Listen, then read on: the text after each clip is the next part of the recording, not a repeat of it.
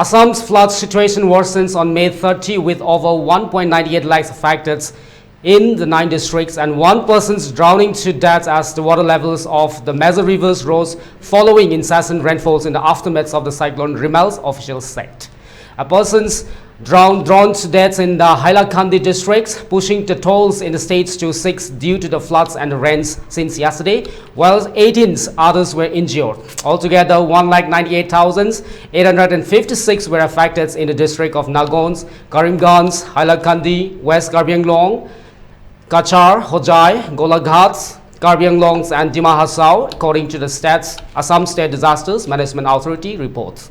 Kachar is the worst affected district with 102,246 people reeling under floods water, followed by the 36,959 in the Karimganj, 22,058 in the Hojai, 14,308 in Hailakandi, among others, it says. A total crops areas of 3,238.8 hectares has also been washed away, while 2,34,535 animals have been impacted.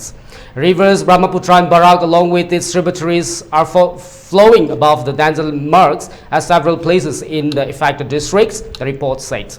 A total of 35,640 people have been taken shelter in 110 relief camps, with the highest of 19,648 in the Hojai, followed by 12,110 in Kachar, 2,060 in Hailakandi, and 1,613 in Karimganj.